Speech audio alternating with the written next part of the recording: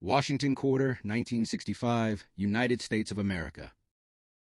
The 1965 quarter-dollar coin of the United States occupies a pivotal place in American numismatic and economic history. Though at first glance it appears nearly identical to earlier Washington quarters, the 1965 issue marked a dramatic transformation in the metallic composition of U.S. coinage. It symbolized the end of circulating 90% silver coinage for everyday transactions, and the beginning of the modern clad era that continues today. The story of the 1965 quarter is therefore not simply about a coin. It reflects economic pressures, government policy decisions, technological change, and shifts in American society during the mid-20th century. This comprehensive history explores the origins of the Washington quarter design, the economic conditions that led to the Coinage Act of 1965, the production and minting details of the 1965 quarter, public reaction, collecting interest, and its enduring legacy. Origins of the Washington Quarter, 1932 to 1964. To understand the 1965 quarter, it is essential to begin with the creation of the Washington Quarter itself. The 1932 Bicentennial. In 1932, the United States commemorated the 200th anniversary of the birth of George Washington. Originally intended as a one-year commemorative coin, the Washington Quarter replaced the standing Liberty Quarter and became a permanent design. The obverse front of the coin featured a left-facing portrait of Washington, designed by sculptor John Flanagan. The reverse depicted an eagle with outstretched wings perched on a bundle of arrows, symbolizing strength and readiness, with olive branches below to represent peace. From 1932 through 1964, all Washington quarters were composed of 90% silver and 10% copper. These coins contained approximately 0.18084 troy ounces of silver each. For decades, they circulated widely in American commerce. 2. The silver crisis of the early 1960s. By the early 1960s, economic forces were putting pressure on the United States' silver reserves. Rising silver prices. Industrial demand for silver increased sharply after World War II. Silver was used in photography, electronics, medicine, and various industrial applications. As global demand rose, the market price of silver approached, and eventually exceeded, the intrinsic value of the silver contained in U.S. coins. When the metal value of a coin equals or exceeds its face value, hoarding becomes inevitable. Citizens and investors began withdrawing silver coins from circulation to melt them or store them as bullion. Coin shortages. By 1963 to 1964, a nationwide coin shortage developed. Banks and businesses struggled to obtain sufficient coins for daily transactions. Americans lined up at banks to exchange paper currency for rolls of coins, not for spending, but for hoarding. The U.S. Treasury attempted to increase production of silver coins in 1964. That year saw record mintages of Washington quarters, over 1.2 billion pieces. However, hoarding continued, worsening the shortage. Government action. President Lyndon B. Johnson addressed Congress in 1965, stating that the nation could not afford to allow coinage to be withdrawn from circulation due to its silver content. He advocated removing silver from dimes and quarters while reducing silver content in half dollars. This led to one of the most important legislative acts in U.S. coinage history. 3. The Coinage Act of 1965. On July 23, 1965, Congress passed the Coinage Act of 1965. This law fundamentally changed American coinage. Key provisions. Elimination of silver in dimes and quarters. Beginning in 1965, dimes and quarters would no longer contain silver. Reduction of silver in half dollars. Half dollars were reduced from 90% silver to 40% silver until 1970. Introduction of clad coinage. A new copper-nickel clad composition was introduced. Outer layers, 75% copper, 25% nickel. Core, pure copper. This gave the coins durability and similar electromagnetic properties for vending machines. Removal of mint marks. 1965 to 1967. To discourage hoarding based on mint origin, mint marks were temporarily removed from coins struck between 1965 and 1967.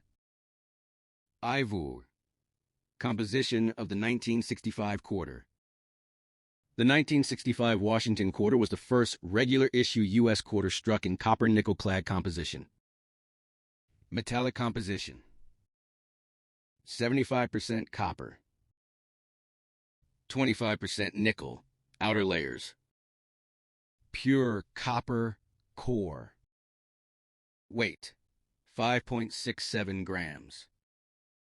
Diameter: 24.3 millimeters.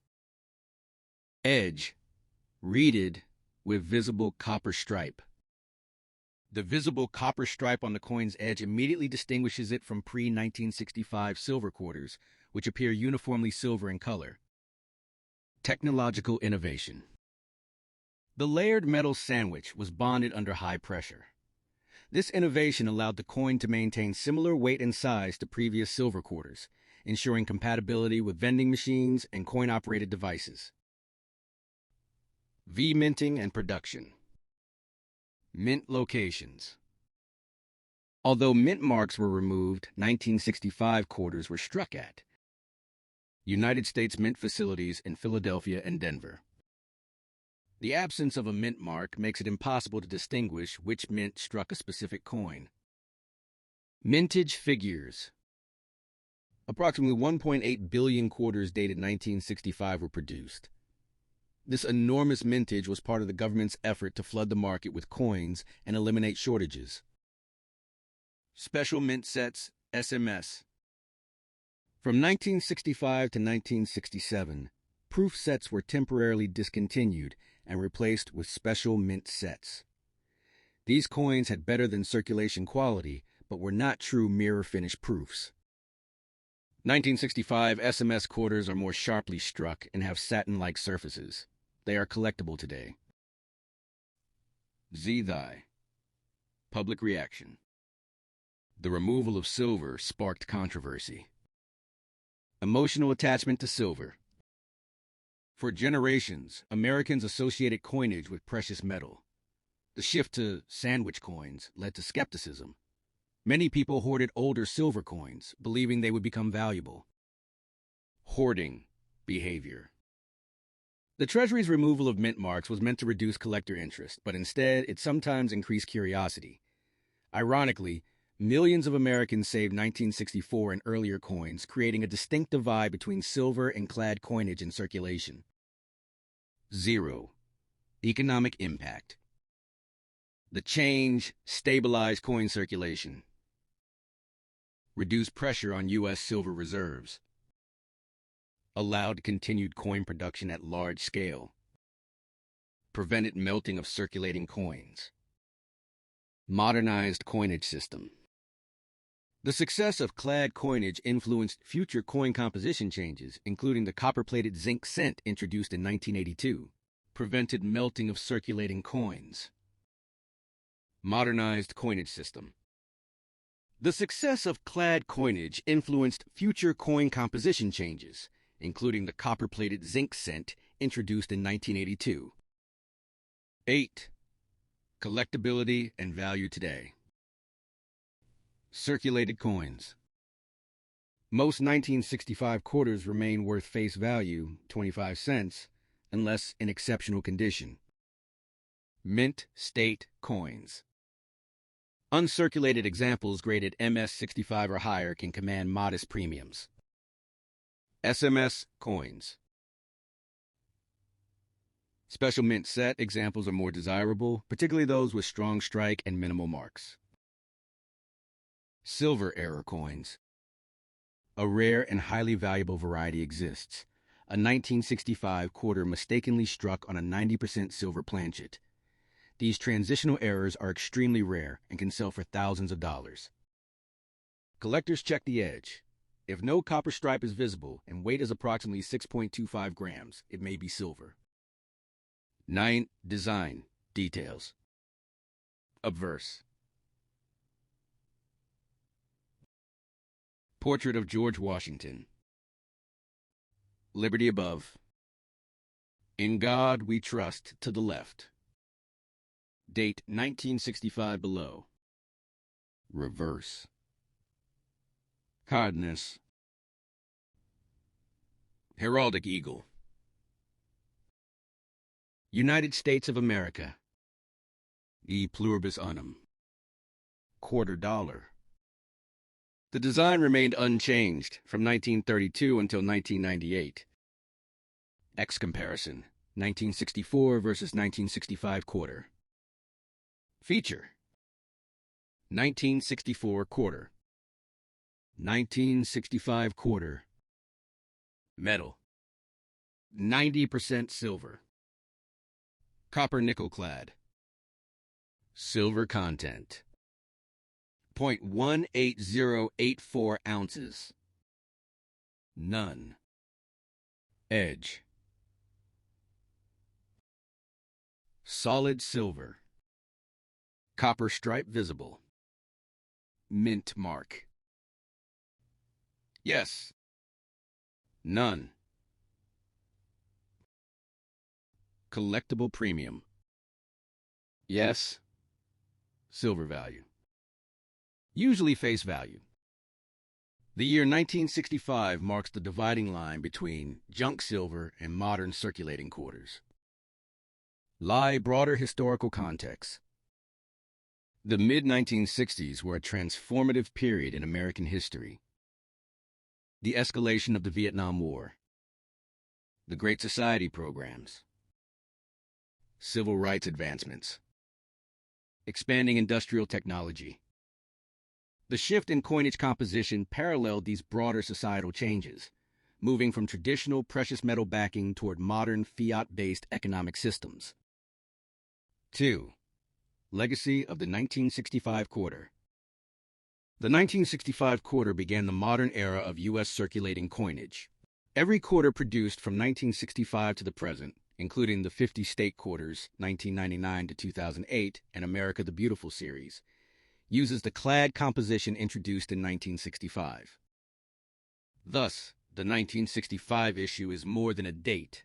It is a turning point in American monetary history. TT. Identifying a 1965 quarter today. To identify a standard 1965 clad quarter, check the date, 1965. Look for no mint mark. Examine the edge for a copper stripe. Weigh the coin, 5.67 grams. If it lacks a copper stripe and weighs around 6.25 grams, it may be a rare silver transitional error. XT. Conclusion. The 1965 United States quarter dollar stands at the crossroads of tradition and modernization. While it retained the familiar portrait of George Washington and the iconic eagle reverse, its internal composition told a different story, one shaped by economic necessity and evolving national priorities. The passage of the Coinage Act of 1965 ended nearly 175 years of circulating silver coinage in the United States. The copper nickel-clad quarter introduced that year proved durable, economical, and successful, laying the foundation for all subsequent U.S. circulating coins. Though most 1965 quarters hold little monetary premium today, their historical importance is immense. They represent a decisive moment when America's coinage transitioned from precious metal to modern base metal currency, an evolution reflecting broader economic realities of the 20th century. For collectors and historians alike, the 1965 quarter is not merely pocket change. It is a symbol of transformation in American financial history.